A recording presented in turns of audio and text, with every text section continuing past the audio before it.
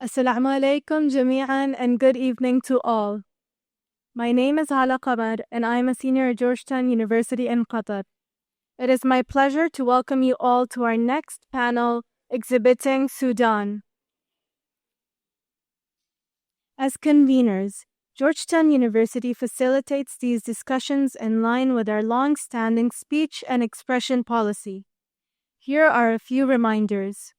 Questions will be welcomed at the designated time. To submit a question, please scan the Al-Mirqab QR code, which is displayed around the signs around the room and at the ballroom entrance. Please use the provided format to submit your questions. Participants are free to use the information shared in these discussions, but out of respect for our speakers and to encourage open and honest dialogue, no attributable comments should be disclosed. The panel Exhibiting Sudan explores the politics of display in and beyond Sudan, asking, who gets to narrate the nation? From grassroots exhibitions to international biennales, our speakers will consider how Sudanese artists and curators navigate global art circuits, reclaim narrative authority, and challenge institutional limitations.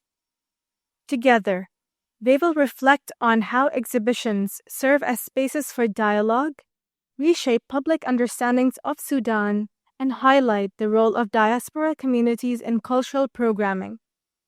Before I introduce our moderator for this session, I'd like to kindly remind everyone that after this panel, we will be transitioning to the book launch and art exhibition at Al-Hosh Gallery at the Pearl. The opening is today, and the exhibition will continue through the 28th for those who were not able to pre-register. Do join us. We are honored to have as our moderator Dr. Neelima Jeychandran, Assistant Professor of African Visual Culture in the Department of Art History at Virginia Commonwealth University in Qatar.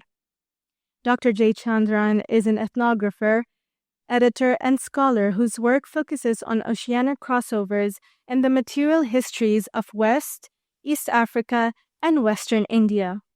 She is co-editor of the book Reimagining Indian Ocean Worlds. She also serves as co-editor of the Indian Ocean and Trans-Asia book series. Please join me in welcoming Dr. Neelima Jeychandran.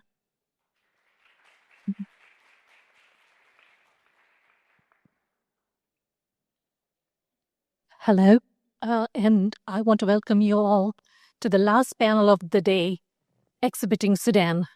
I also want to take a moment to welcome the panelists. And let me start introducing all of you. To my left is Amna Elidrissy. She's an architect specializing in living heritage, curation, and exhibition design. As a key member of Safeguarding Sudan's living heritage, she contributes to mapping, research, and curation efforts, developing data sets that document Sudan's historical and cultural narratives. We have Helen Mallinson as part of the Mallinson Architects and Engineers, who is currently a co-director of the British Council Cultural Protection Fund project, Safeguarding Sudan's living heritage against conflict and climate change. She's an experienced designer, teacher, academic, and senior manager.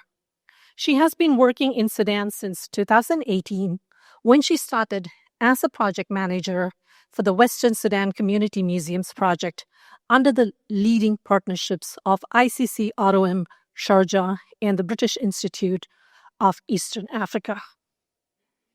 We then have Rahiem Shadad, who is a Sudanese cultural researcher and curator who's now based in Nairobi. He was previously the director of The Rest, a residency for displaced artists in Nairobi. He's passionate about shedding light on the conflict in Sudan and its underreported social consequences. Prior to the war, Rahiem ran Downtown Gallery in Sudan's fastest growing gallery scene since 2019. We then have Yafil Mubarak, who's the Sudanese curator In 2020, he relocated to Sudan from Spain to direct Dara Art Gallery. Over the past years, Yafil has curated numerous exhibitions both in Sudan and internationally. Notably, in 2024, he curated a show in Côte d'Ivoire and co-curated Sudan, a visual narrative, held in London in June, a landmark exhibition, I must say, which highlights the pioneers of Sudanese contemporary art. In addition to curatorial work, he's deeply involved in promoting Sudanese artists on the global stage and managing the careers of several painters. In the last, we have Kasia Grabska, who is a feminist anthropologist and research professor currently teaching at the University of Geneva Humanitarian Studies Center and the Graduate Institute of International and Development Studies. She works with visual media, art-based research, feminist methodologies, and participatory methodologies. Since 2002, she has been carrying out a longitudinal study of gender relation transformation in South Sudan, in Egypt, Kenya. She has worked closely with artists and cultural institutions in integrating marginal voices and alternative perspectives, especially of refugees, migrants, into the cultural discourse. I want to welcome you all, and I want to give you all about 5 to 6 minutes to give your opening remarks and kind of think about, as cultural producers, as curators, as artists, how can we think of curatorial practices, visual displays, as sites of knowledge production, and examine the role of communities in cultural programming. To you. So, Assalamu alaikum. I'm Amna Elidrissy. I'd like to thank you very much, Neelima, for that introduction. It's a privilege to be here in this space. And I'd like to introduce myself and Helen as members of the Safeguarding Sudan Living Heritage Project. We're a representation of a wonderful team that is scattered all around the world, as all Sudanese are. We've been working to achieve the mission of our project, which is Safeguarding Sudan's Living Heritage. So I'll give the mic over to Helen to start explaining a bit more. Yesterday, there was a lot of talk about civilization. And I think everyone would agree that museums are a kind of key landmark in that notion that we have of civilization. And I have to say, I'm looking forward to going to see the ones that you have here, which are magnificent, I'm told. And museums are also very important engines in the creative industries, and parts in the creative industries, as most people are aware, are very important economic drivers. What I'd like to say is that we have been chipping away at what a museum can be in Sudan. It's not a concept that's owned by the West, and it's not clear where certainly wasn't clear when we started this project in 2018 where it could go. So what we're going to do is a bit of a duet, if that's okay, which are a kind of series of just notes about some moments of insight along this kind of journey, which really started in 2018. So has anybody here been to the Khalifa House? Put your hand up. In Omdurman. A few. Well, 2018, it was very hot, and it was early September, and I was standing outside the Khalifa House in Omdurman. It was my first time in Khartoum. Michael, my partner, waved at it, and he said to me and to Zaki and Anwar, It's a palace. It's the Khalifa's palace. And we kind of looked at him in disbelief. Inside, it was even less convincing. A palace. It seemed a long way from Venice, or even Cairo, which is littered in palaces. The Khalifa House was also supposed to be a museum. It didn't conform to any stereotype that I had of this either. I was shocked by the evidence of neglect and dereliction in the buildings, in the cases, in even the objects inside the cases. And as for exhibition panels or labels, had anyone even been to a museum before? Fast forward, February 2023. I was standing inside the Khalifa House courtyard. It was the official opening day, and it looked absolutely fabulous. The Minister of Culture and Information was standing there in front of a row of generals and officials, and he uttered some magic words. He called it the Khalifa House Community Museum and said that this was going to be the year of museums. Okay, so to visualize the idea of community museums, what matters is not the clay pot itself, but the hands that shaped it, the shade under which it was made, and even the amount of sugar the artisan adds to his tea. So it's this whole ecosystem. And in the realm of ICH, or intangible cultural heritage, what we call living heritage, it's really about the people. The focus of the exhibition is not really the object, but it's the people around it and the community that live and make it what it is.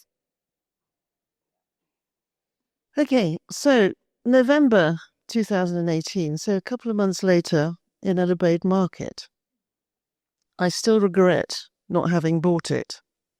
At the back of one of the market stalls, there was a little glass-fronted shallow box. It was about this big, not very big. And inside it, there was a kind of miniature museum. It had tiny little tobes and uniforms and tools and baskets and even little representations of food. Oh, it was a miniature museum. But was it redundant? I really queried my kind of motives for buying it, because all around were all of these objects, at one-to-one scale, beautifully curated in the market itself. When we went back to the museum, the Sheikhan Museum, we asked the community, what do you want to do in your museum? Not what do you want to see, but what do you want to do? Amani Bashir, the director, said everything. It was hot. Still November 2018. Nyala. I was standing inside the Women's Museum in Nyala. It was her house and my first time in Darfur. Kate said she particularly liked the little children's toys, little clay cows, and the perfume bottles. But all of it was beautiful. I was entranced. Every piece was curated, immaculate, cared for. The courtyard had plants, trees, and dancing mobiles. We made a film about Fatima. It still makes me cry. She loved her culture with a passion. The milk, the donkeys, the children, the patterns in the mandola that were coded with messages. Fatima was a storyteller. She became our role model and our guardian angel. Fast forward, Millet Festival, March 2023. Pleasantly hot. The procession started in the millet market, surrounded by sweet-smelling sacks of multicolored grains, shaded by trees. It held up the water carriers, the carts and the donkeys on the street, crossed the sandy riverbed with no water, and entered the nearly finished Darfur Museum. The next 3 days were amazing. Not sure when I last felt so happy. The women, the music, the dancing, the bake-off, the baskets, the food. It was the last time I saw Fatima. She died barely a month later, the day before the war broke out. Ashraf was there, Drej, Likikiri, all the way from Juba. We had interviews with the newly minted TV station for Darfur. March 2023. The tables were neatly laid out with trays of very, very, very dusty objects from the stalls in the Ethnographic Museum. Wow, that cleaned up nicely. Good job, team. But what is it? And where does it come from? South Sudan? Huh. Well, only 4,000 or so to go. How long do you think it will take? Then we went to the Khalifa House to show Lukman Ahmed around. He was featured in one of our videos, talking about Ali Dinar's palace in Darfur. He gave us a lift back to the hotel, then shouted at Michael, "Don't take photos." We were passing a long line of tanks rolling into central Khartoum. Hafir. Cool, London, evening, April 2023. It was a long conversation in Arabic, often vehement, but taken in turns by the peoples sat around a long table. The table was inside the new community entrance hall of the Sheikhan Museum in El Obeid. Me and Michael were parked on Zoom, sat in a corner of the projection screen in the museum, on which Khalid Chambul was explaining climate change and its effects on the region. The men started talking when he finally finished explaining the proposal, which was to build a new hafir for the Hawazma and other nomadic cattle herders a few miles from El Obeid. I liked the Hawazma sheikh. He had attended our workshop on green heritage at the museum a few months earlier. During a break in COVID, in fact. Intelligent, articulate, and friendly, he invited me to come to meet his wives. But back to the story. On our screen, we could see Amani Bashir, the director of the Sheikhan Museum, busy chairing the meeting. But we needed her help the next day identifying who and what they were saying. Nomads, farmers, traders, government officials, university academics, and what 2 weeks later would become the RSF and the SAF, sitting next to each other. At the end of the meeting, they had all agreed that the hafir could be built, as long as we also built a well for the farmers. We thought, how are we going to present this idea to our managers at the Cultural Protection Fund? Okay, so I think what this story really shows is we're trying to create this hybrid between the conventional way of museums and the new community museum where community narrates and curates and does all that. And doing our work in the Western Sudan community museums, we learned so much from experiences and conversations with the man standing guard at the museum gate than we did in any other source.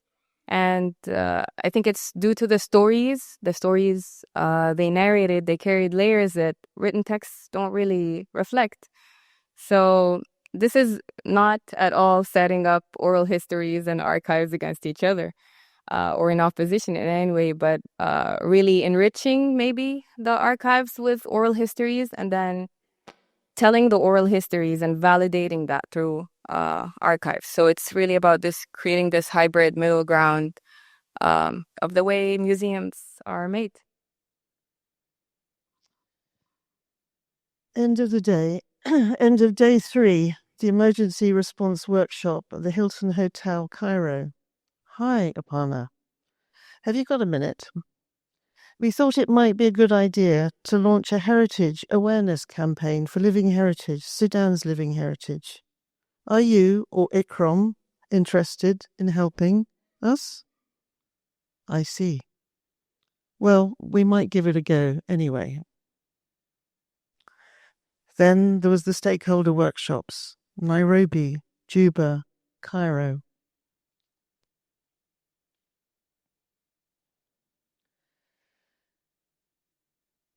Amna. So to crown all these efforts all over the world, what we did is the original brief of our project was to revitalize the ethnographic museum in central Khartoum, and that was 2 months before the war. So what happened after that and all these efforts is that it became an online museum. So a blog. It started out as a blog of some sort that is designed with a museum mentality. There are themes in it and rooms you can visit, speaking of cities, landscapes, women, coexistence. It's not really a walkthrough as a museum is, but it's something that you can go into, experience and interact with Sudanese heritage, and then you can always come back to later. You're all welcome to visit that online. So we'd love to have you. But that was the idea that really crowned all these efforts. Well,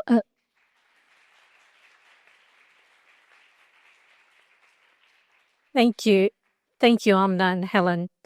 Now, I want to move on to you, Rahman. If you could, reflect upon community curation, since we were talking about, community and curatorial process, and also your own practice in Nairobi.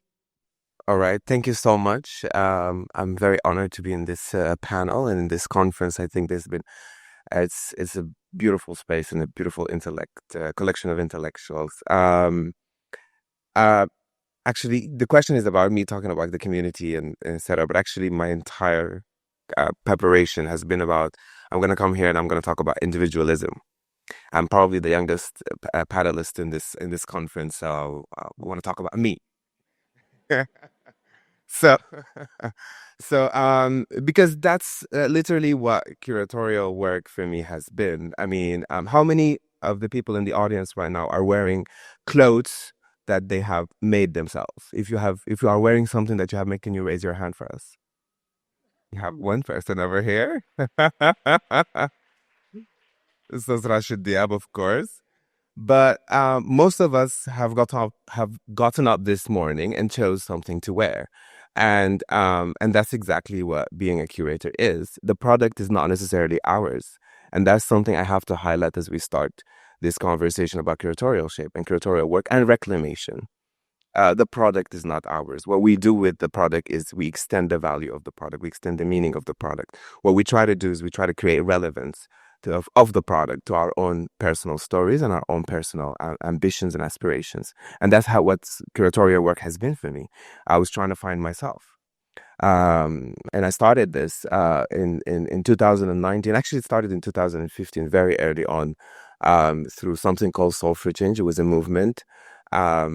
And basically, I just wanted to bring people together that loved art and loved looking at paintings and loved to talk about art. And then that somewhat transformed into, can we talk about social issues using art?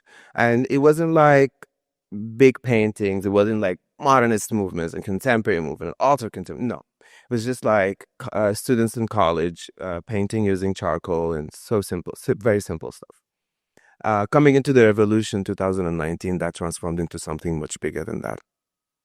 I started doing interviews and I found myself in spaces with graduates of the Faculty of Art, something that hasn't happened before 2019 for me personally. And within no time, I co-founded Downtown Gallery. And that's been a journey. That's been quite the journey. And again, all I was doing was putting artwork on a wall, artwork that I liked, artwork that spoke to me, and artwork that I felt was important.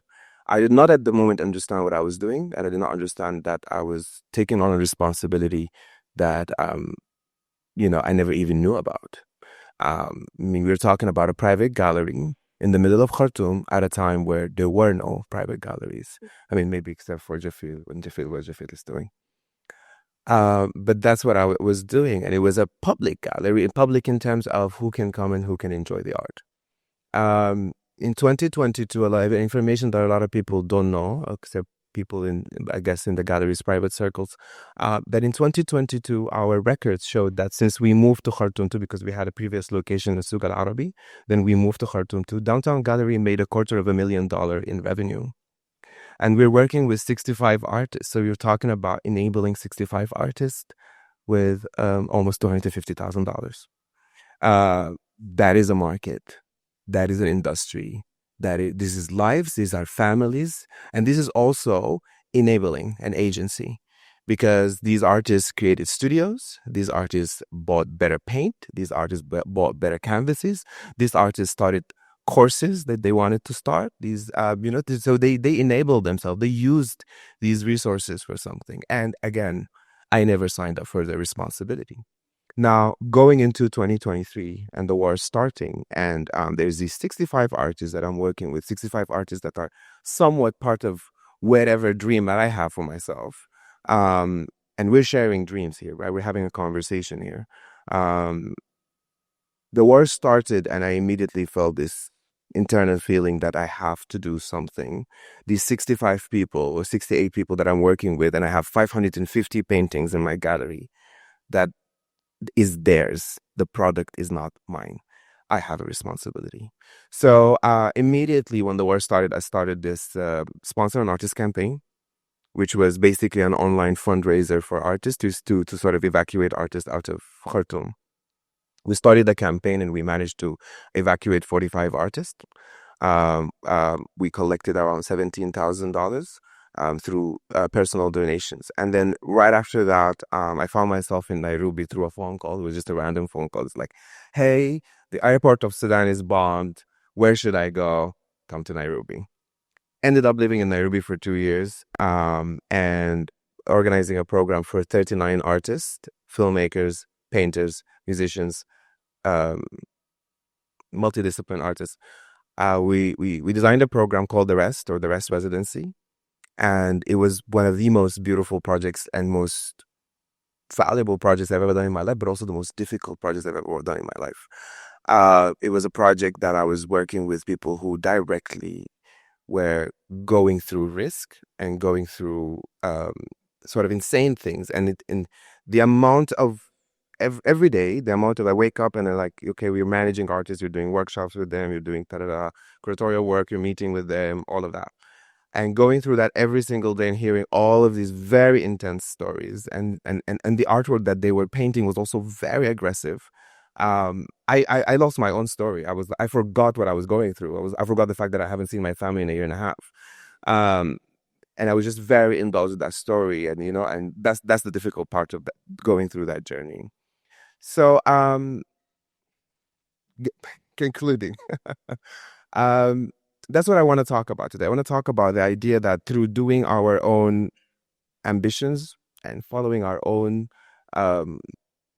sort of quests, we're actually inspiring. We're actually giving value to other people. And it's the best way for us to take on the responsibility of narrating what Sudan is and narrating what Sudan can offer. And I will go more deep into that once the question starts. But yeah. Well,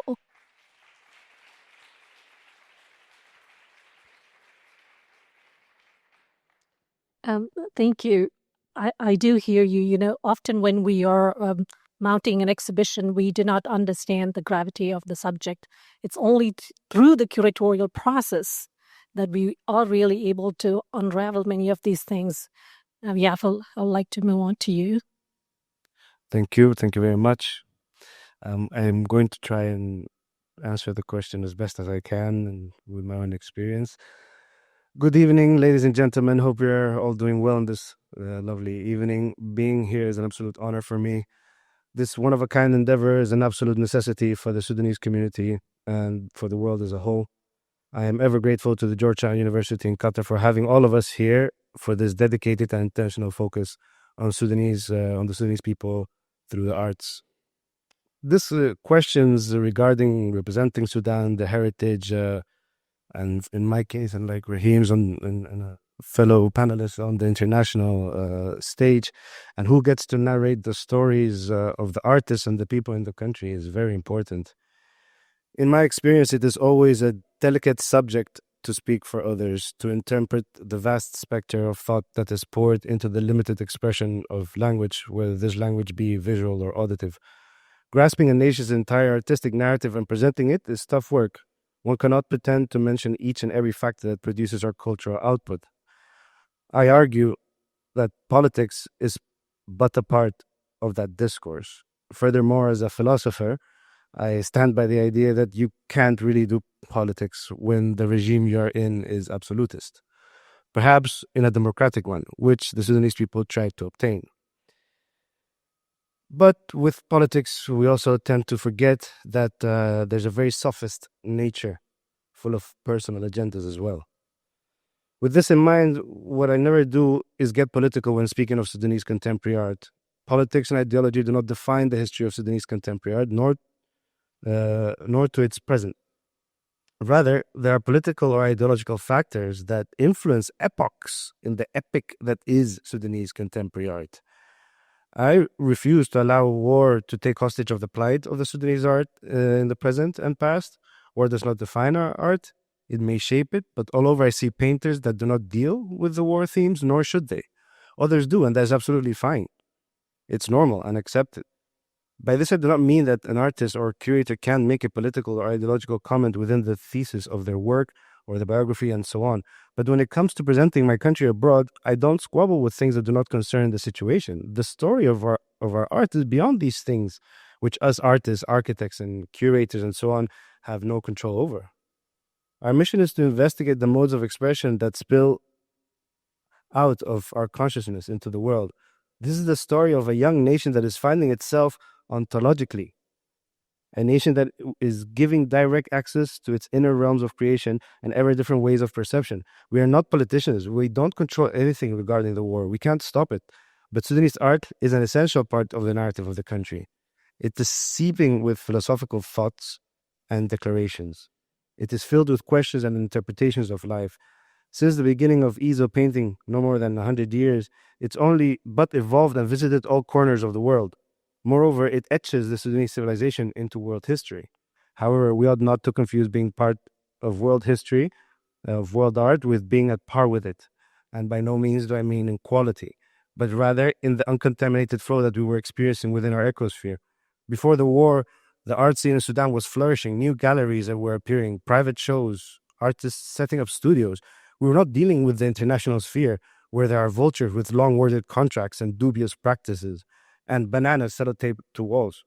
We are really into the nation identity building process and are key to safeguarding all of our creations for future generations.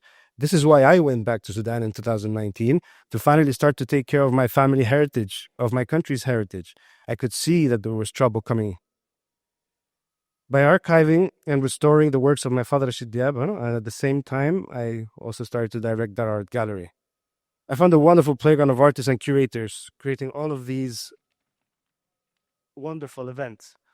You couldn't attend them all if you tried. Ladies and gentlemen, all of this is gone. It was wiped out in a few hours.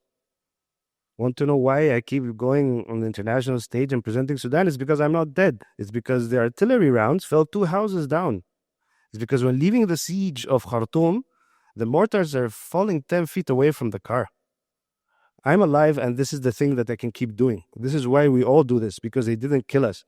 We refuse to be set aside, and 2 years on, we are making moves across the globe, even with all the limitations we have, even with the tragedy and loss, with the unbearable grief of a country violated in the name of nothing, even with all the restrictions of movement and financial struggle. 2 years on, and we are stabilizing in this world that barely sees us.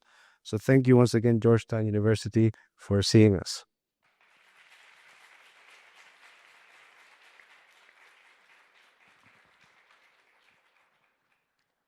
Thank you, Yafil. It also reminds us that art itself is an archive. And I'm just recalling the works of a young painter called as Amani, some of you would know, and how she, draws from memory. So passing on to you, Kasia. Thank you very much. I just realized that we didn't really plan how we're going to speak in this panel. We did it very, very spontaneously, literally 1 minute before we walked on stage. But I think it actually worked very well because I'll continue the discussion of the politics of knowledge. And in a way, I think what you said is highly political. And that doesn't mean ideological, but it's a quest for life. And I think what I've seen through my research and what I want to, I'm not an artist, I'm not a curator. I just want to make this point. I'm a feminist anthropologist who is interested in knowing otherwise. And when I say knowing otherwise, it's through the work of these amazing people who spoke right now, and many of you who are in this room today. Knowing otherwise through music, through poetry, through writing, through photography, through visual art. In social sciences, we tend to know through interviews, through observation, that's anthropology, through review of literature. But in my quest of politics of knowledge, what is knowledge? What constitutes knowledge? Who has a right to know, but also who has a right to speak on behalf of others? And I think this conversation really speaks to these issues, whether we're talking about community-based museums, whether we're talking about your personal quest, Rahiem, that becomes a community quest, really, in community building, and your refusal to die and to continue to live as a Sudanese artist, but maybe also beyond that, as an artist, because I think that's also an important quest in this. So in my way of approaching this topic, I want to reflect on this politics of knowledge. Whose knowledge? How do we know? And who has the right to speak on behalf of whether it's Sudan, war, Sudan, art in Sudan. And I want to comment on the word exhibition, because in our conversation yesterday, I actually said this word makes me feel very uncomfortable. As an anthropologist, thinking about exhibition, it's about representation. I don't exhibit, and I feel very uncomfortable with this. But to some extent, I do participate in the curation of knowledge, if we were to use this artistic word, or from the cultural realm to the anthropological realm. And I've been always very uncomfortable with how do we know, as anthropologists who go maybe to another place, try to understand the situation of people living through different types of circumstances, including such traumatic circumstances as war. So in my own work in Sudan and with Sudanese people now since 2002, it's been a while, in many different places, I've asked how can I know in a plural way? How can we know together? So my approach has been always through collaborations, and this is where I come to the community aspect. And I want to reflect on one project in our conversation, and I'll finish with this for this part, is the project that in a sense led me to meet some of you in Khartoum. The project is called Inspire. It was a research project that started in 2020 until 2024.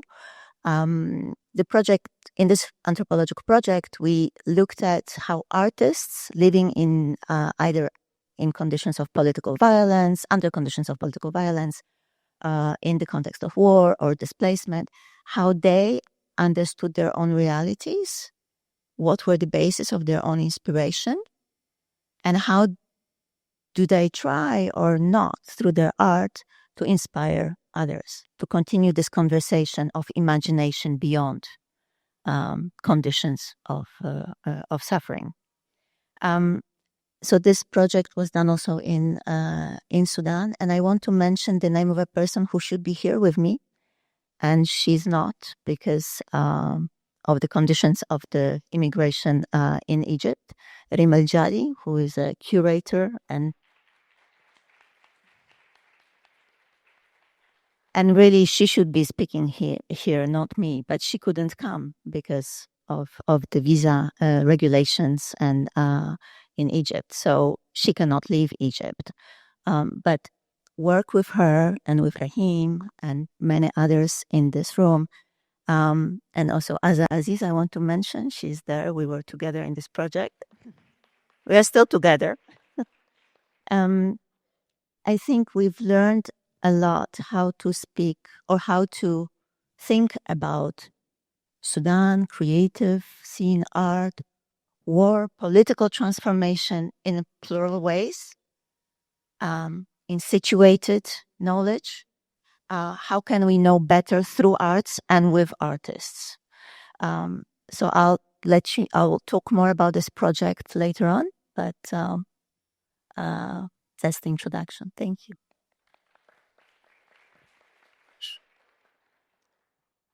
Thank you, Kasia.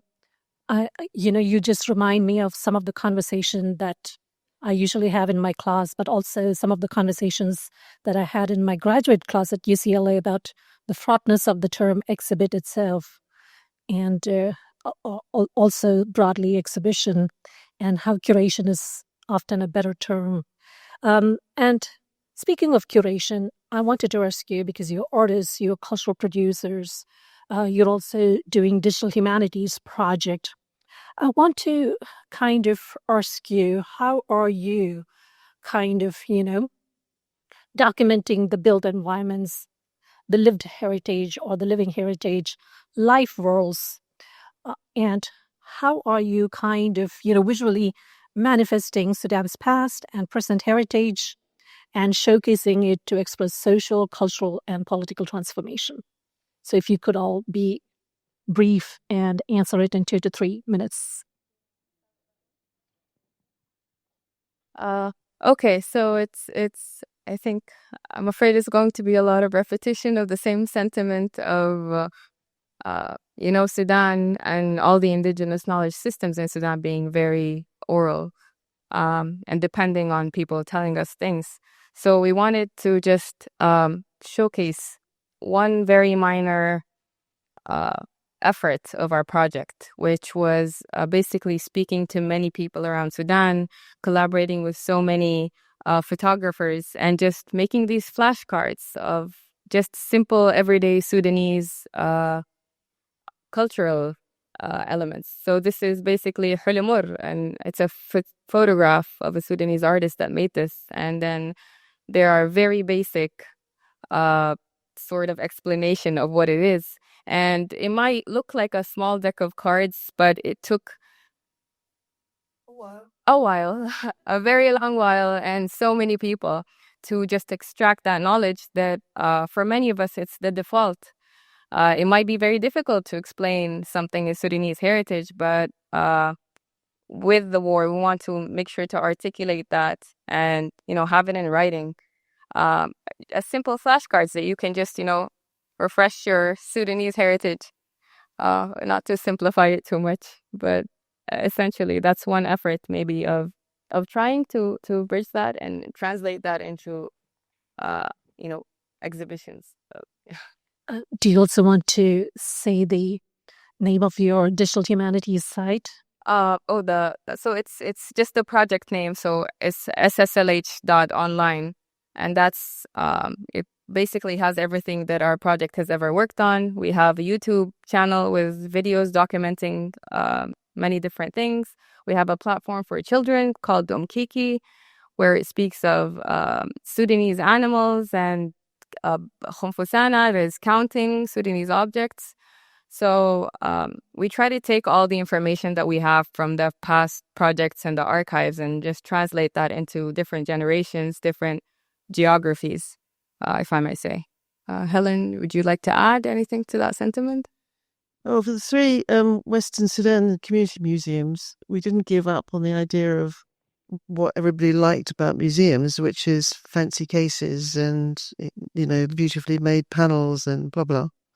So the cases we imported from Scotland, really high quality, and we got them all the way to Darfur. Quite a journey. And I think that if you go to the website, it's very beautiful colours. And if you look at the cards, they're very beautifully designed. And it's this simple idea that the way in which you present shows how you value. I'd just like to make a small note. So all this material is readily available to print and free to use by anyone Sudanese or interested in Sudan. So it's not really owned by anyone. It's just knowledge that was there. Rahiem?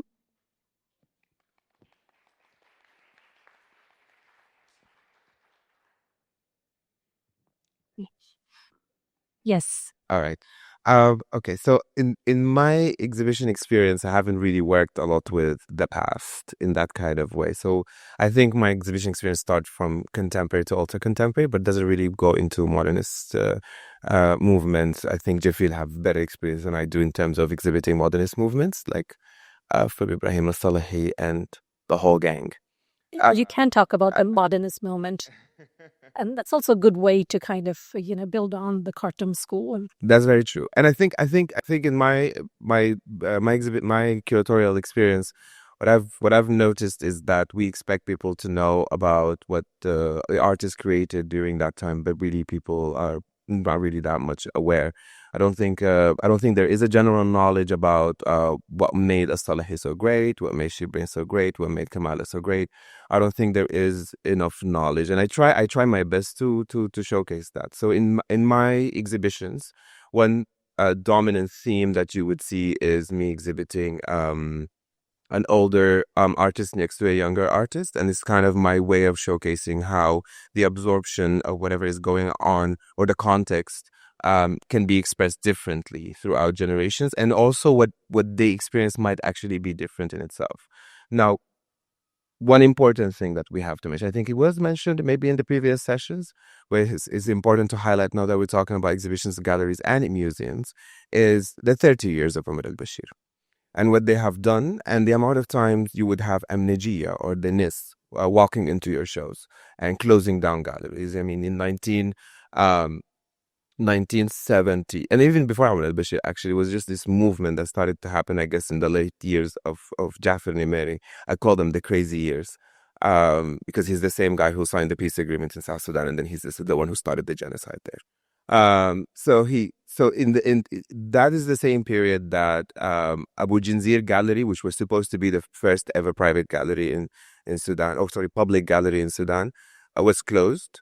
And it was the same year As-Salahi was imprisoned, and it was the same year that As-Salahi came here to Qatar and actually worked with them. It was a consultant to the Ministry of Information, and which later on in 2001 or 2 became the Ministry of Culture in Qatar.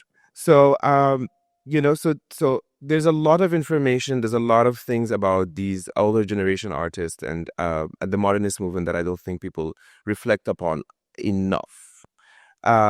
Having said that, and having highlighted how valuable it is for us to go through that, we also have to highlight how there was a power structure inside the art scene. There was it was called the Khartoum School. There was very much Khartoum and then whatever else. And I think art, then that brings me back to the first conversation. Art in Sudan during the 60s, 70s, and into the 80s was very much about what the community was going through, about documenting culture. وثق الثقافة, document what people are doing around Sudan, document the culture of this tribe, document the culture of that state. It was very much about what is going on around. In some point, it was about curiosity, but there was also a bit of a exoticism, if the word. There was a little bit of that, which is also a remnant of colonial time. And why what is going on right now is important is because we have found power. We have found a way to resist the system by going back to talking about ourselves. And this is what the revolution started to sort of endorse, is let's share our stories. And there were some little hints of that happened in the past that had so much power. And I wanted to quote beautiful poem, and I think most people know, by Nur Usman Abekar, where he had his own personal journey of self-discovery, but it also empowered so many people. Nur Usman Abubakar is the founder of the Savannah and the Desert movement. And this is the translation of the poem. It says, "The beating drum in the dark call to us. Shall we respond? Perhaps in the forest summons, I return to our roots. Perhaps in that cosmos of ours, we came from the dust of God and the suns. Our eyes fell in love with this song, and so we prayed to be. Perhaps God grew weary of his shadow and let it fall." It was a celebration of his blackness. He was calling himself the shadow of God. I am the shadow of God that fell from the sky. When we celebrate ourselves, especially at this time, we defy systems, and we also share the stories of others. So that's what I do in my exhibitions right now. This is the last word I'm going to say. This is what I do in my exhibitions. I show artists that talk about themselves, but also sort of reflect something that is much bigger than that and more communal than that, whether they are older generation or younger generation. Thank you. Yeah, Phil? You have to forgive me. Could you quickly say the question again? Because I have short-term memory. No problem at all. I was asking, as artists, curators, but also people who manage galleries, how are you reflecting on Sudan's past, present heritage, life roles, and how are they being visually manifested through the spaces that you either curate or inhabit to express social, cultural, and political transformations? Okay. I know it's a lot. No, it's fine. Well, these last 2 years have really just been traveling every 1.5 or 2 months to different countries, exhibiting to different people, from Spain to Kosovo, Jordan, Lebanon. There's been exhibitions in Morocco, everywhere, so many places, right?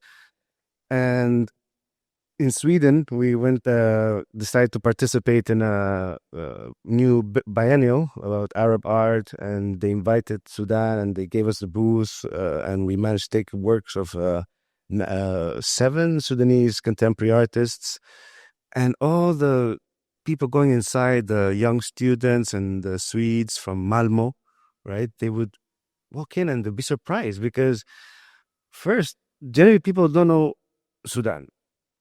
So it's a new country to people. If they know Sudan, they don't know where it is on the map.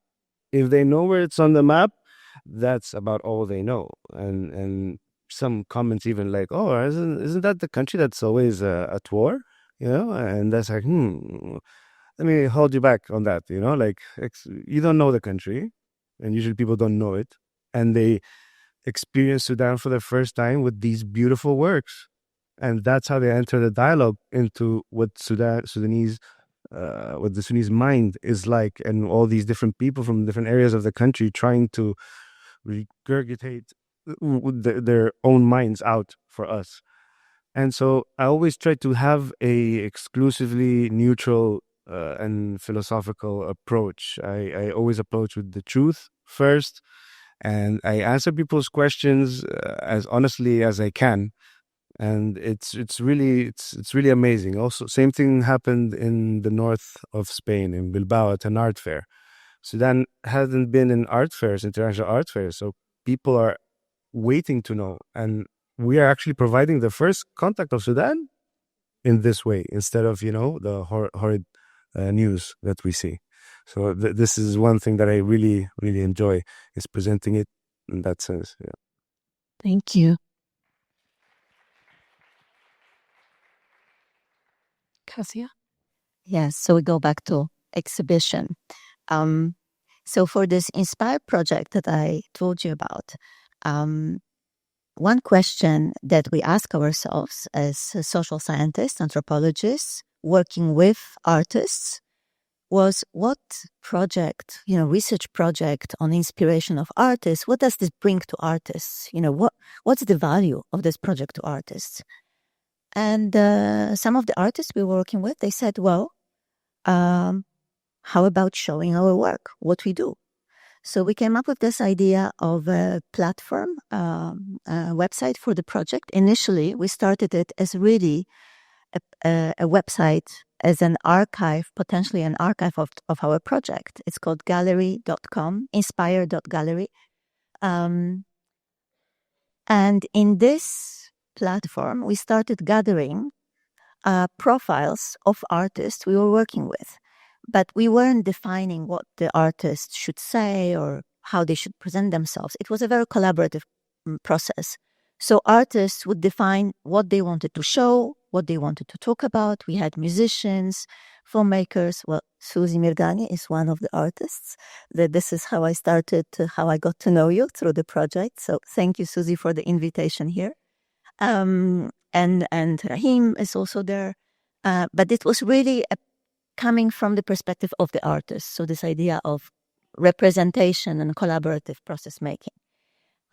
What we didn't realize when we started this platform was that, in a sense, this platform became, especially for the Sudanese artists, became an archive of their works, because quite a few of our artists that we worked with, they lost everything as a result of the war. They lost their studios, they lost their works, they couldn't take all of this with them. Many of the people lost also photographs of their paintings. So I remember in last conversation in April, Rahiem, you were saying that one of the artists that is featured on the platform, his works don't exist anymore. And there's not even a visual representation of these works, but it is on this platform. So accidentally, the platform became an archive. So as arts, archiving historical moments. And some of these works were not, going back to Yafil's quest of, not art is political, but in a sense they become political in a changed context, because they are telling us a story of a place that doesn't exist anymore, right? So that's one way of exhibiting, if I can talk about it in this way. The other way, which I think is really important in this world of academia and, so political discussions. The project was hosted by the Peace Research Institute in Oslo. This is an institute that is extremely influential in negotiations, peace negotiations, political negotiations. Researchers from this institution, they are involved in these processes. So we organized a series of events around Sudan, but not only, also other countries that we worked with in the project, inviting artists to present their work, not necessarily relating to the conflict, but talking about Sudan otherwise, through different types of narratives. And this engagement for, diplomats, politicians, was a very different way of hearing a story of a place. So I think in this way, bridging this gap between social scientists, academia, diplomatic world, and artists, these conversations are extremely important. And I come back to the conference. That's part of it for me. Thank you. Thank you. I have so many thoughts running through my mind, but I'm going to hold on to them, and I want to open the floor to Q&A. And we have the QR codes on the sites. So in case if any of you want to pose a question to the panelists, I have a couple of them here already, but feel free to ask more questions. So we have a compounded question. So the question is, as curators of Sudanese art, how do you ensure that you include as many artists as possible? The question is to you, Rahiem, and then to all of you panelists. How do panelists, including those involved in safeguarding Sudan's living heritage, navigate the complexities of documentation and curation during times of conflict? And what ethical consideration guide the efforts to preserve and present historical and cultural narratives for future generations? There's one more part. What concrete steps are being taken to strengthen public institutions in Sudan? How do curators address the historical divided and weak institutions to ensure exhibitions contribute to a more robust and sustainable cultural infrastructure within the country? Feel free to answer either one or the three parts. All right, so I think I'm going to talk a little bit about the first question and then a little bit about the institutions, how can also public institutions or government institutions can be part of the conversation. Let me start with the second one. Actually, this is a very funny story because I've told you this amazing story about Downtown Gallery, $250,000, empowering so many people, yada, yada, yada. There was no registration for gallery in Sudan. I tried so many times to go to the, what do you call this, the trade center where you get your business license at. There is no registration for gallery. And I remember this, I will never forget this. I went to them and after, like, they couldn't deal with me because they don't know what I'm talking about. They sent me to the Ministry of Culture, which was at the time, it was in a Souk al-Arabi. I went to the Ministry of Culture, sat down with this guy named Khalid. After explaining for hours how I need this registration and I need them to consider me as a cultural institute and a touristic institute and exempt me also from taxes, allow me to have a USD account in Bank of Khartoum. He was like, why don't you register under Rashid Diab's Cultural Center? I'm like, but I'm not a cultural center, I'm a gallery. But anyway, so that's just a little example of how the level of also policy, you know, and structures inside the government for the work that we do. They don't exist. And you try to explain and sometimes the explanation just goes from here to here. In terms of curatorial work, in terms of how to include as many artists as possible, that again comes into the question of the responsibility, whether I have chosen it or it was chosen for me. You know, I run a private gallery at the end of the day. So the question isn't how many artists Rahiem is exhibiting. The questions are, why are there not enough galleries in the country? Why are there not enough spaces for everybody to exhibit, for everybody to find a gallery that kind of had a theme or works on topics that kind of includes them? So that's the real question. And then it goes in even more deeper than that, where why isn't there a public gallery with a curatorial board selected by the College of Fine Art or its associates and that runs long-term exhibitions? These are very fundamental questions. And these topics were opened during 2021. Not a lot of people know this, but these topics were opened in 2021 and 2022. And proposals for cultural policy and public spaces were proposed to the transitional government. There were so many people that led these type of projects. And I was one of the people that they sat down with, and I told them what my ideas were. Did these things move forward? Obviously not. But the proposals exist, and one of them is the very beautiful research done by Yafil Mubarak about the Siyasat al-Thaqafiyya, the cultural politics in Sudan, which is a report that they did, funded by the Goethe Institute in Khartoum. And I really do implore you to go check it out, because it really just tells you everything about what is wrong with the relationship between the state and the arts. And yeah.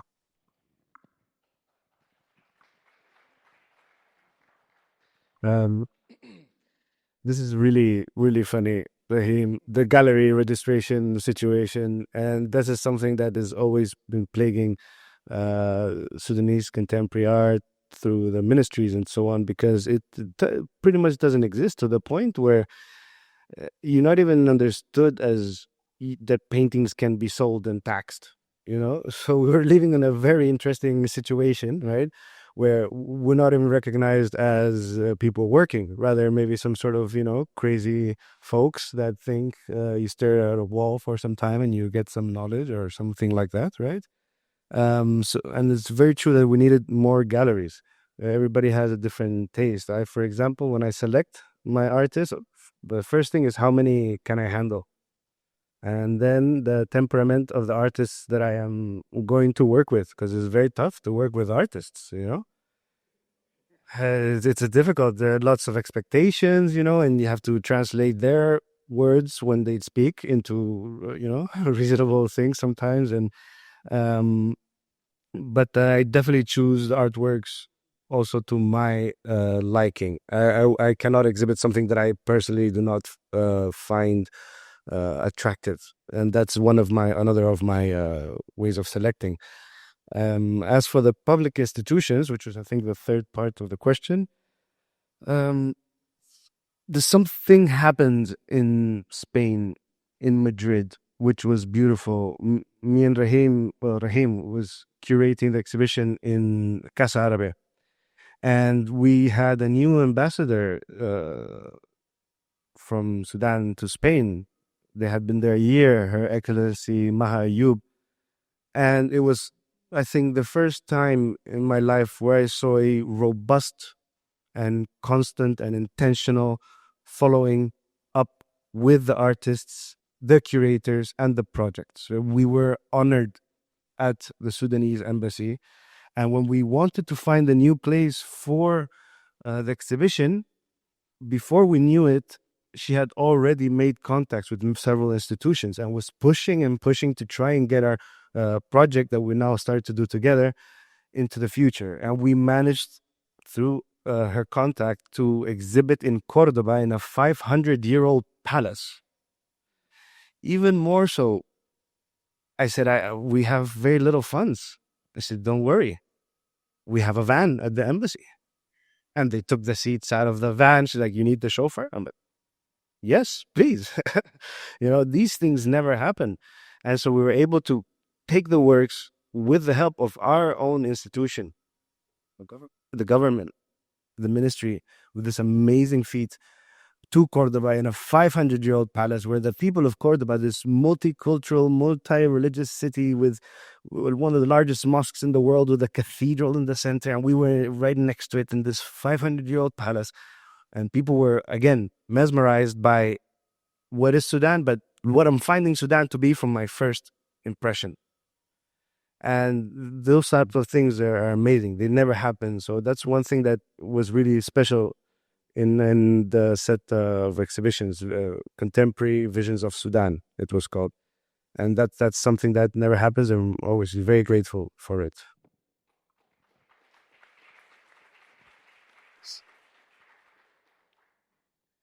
I mean, the last panel was talking very much about the diaspora.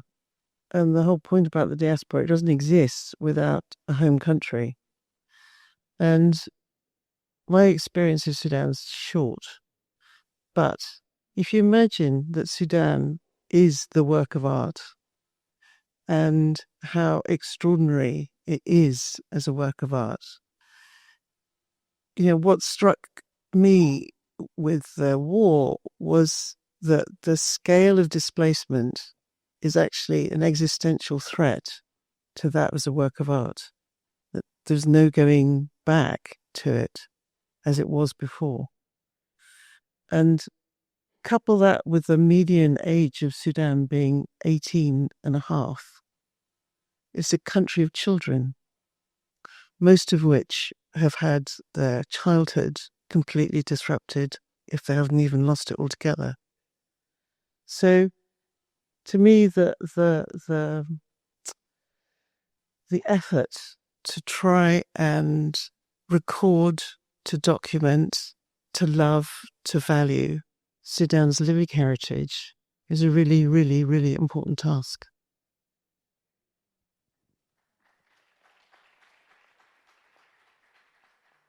So if I might just add a small addition to that and answer the second question is our full name of the project is Safeguarding Sudan's Living Heritage Against Conflict and Climate Change. And almost all of the team members were displaced, me included. Those who haven't been displaced, 8 times. Those who haven't been displaced have been stranded. And it's important to think that living heritage isn't really a privilege that we exhibit. It can inform the way we deal with whatever trauma. In Sudan, people learned how to build rakubas and shield themselves from all the displacement that happened. They were able to dry bamia and make wekat and sustain themselves for a very long time. They made takaya and put up fatta, which is basically everybody bringing one ingredient and then putting it together. So it was a way to sustain and inform how we deal with that conflict. It isn't something that looks pretty and we would like to exhibit, or it isn't really about pride, but it is very much about sustenance and living and continuing to survive. So just to answer that question.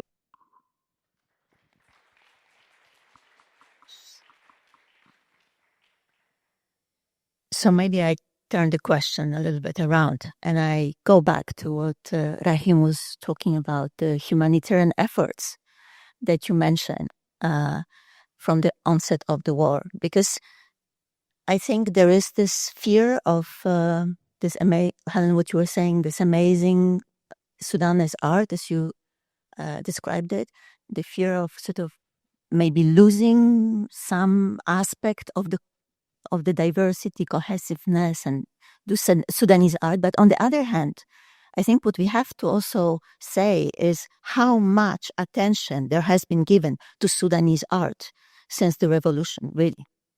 And I think, the description of all your activities shows that Sudanese art is now known in many locations around the world where people, before they wouldn't even think about that there is a Sudanese art, that there are contemporary Sudanese artists who work in galleries functioning. I mean, incredible galleries with incredible exhibitions.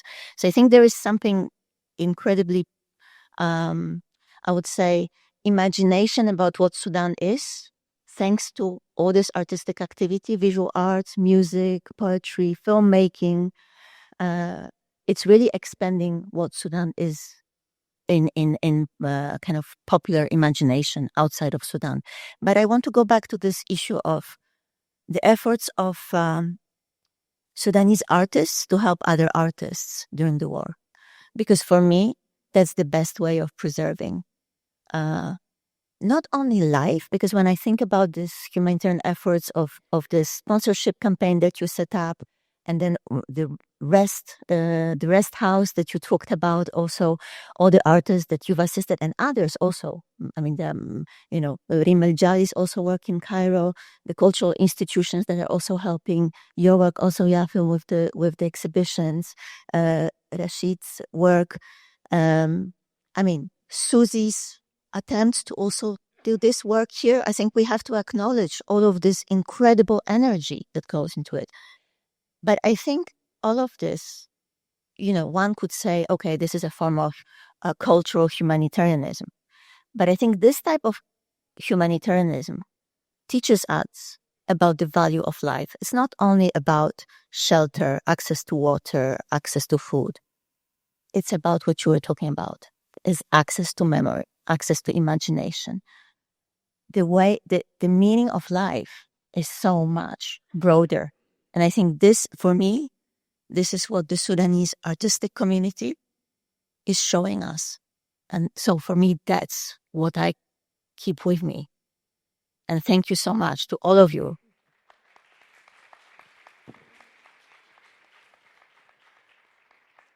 Can I just add to that? Well, sorry. Thank you, Kasia. Well, I'm getting cues that we are running over time, and we can perhaps continue this conversation at Al Hosh Gallery with the exhibition Sudan Retold, Sudan Retold. But I want to take one final question because I feel it is pertinent, and that is a question from one of our audience member as to how can we as Sudanese people learn about current Sudanese artists as well as support them? So if one of you just want to answer to that quickly, and then we can call the session a wrap. I wouldn't restrict the idea of artists to 20-something-year-olds. I think that that what you do is amazing, but so was what Fatima was doing in the Niala Museum, or the Darfur Museum, Women's Museum in Niala.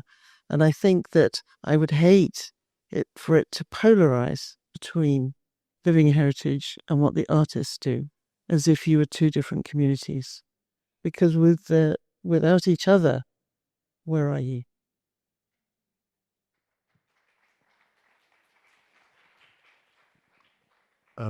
It's following up on Sudanese art, right? Yes, and supporting them. So if you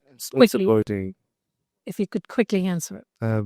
I can answer on the information part. There's lots of literature out there, and it's really a lot of this. Thankfully, in the last years, we've made it all to be a search away on Google. Furthermore, you can find my contact on daratgallery.com, and ask any questions. And if you need any references or anything regarding Sudanese contemporary art, there's always lists and books and titles and things we have ready to share with everybody. So if you need any more information, contact us directly. I'm willing for it 100%. Yeah. I'll give you the final word, Rahiem. No, I just wanted to, as we understand how to support, we also need to understand how much that has happened to the art scene. I'm very sad to say that the last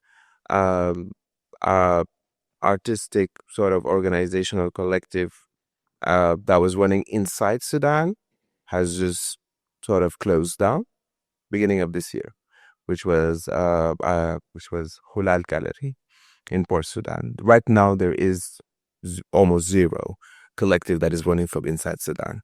Like, people have reached a point where like they can't even create, if I can say. So there's a lot that needs to be supported. And I know we are very much focused about what's going on in Darfur right now. We're very much focused on all of that, and everybody's like, why art right now? Maybe we need to talk about something else, etc. But I mean, it was highlighted since the opening statement yesterday, and also even today in the previous sessions, of how if we lost this memory and this knowledge, we have lost Sudan in every meaning of the word. Yeah.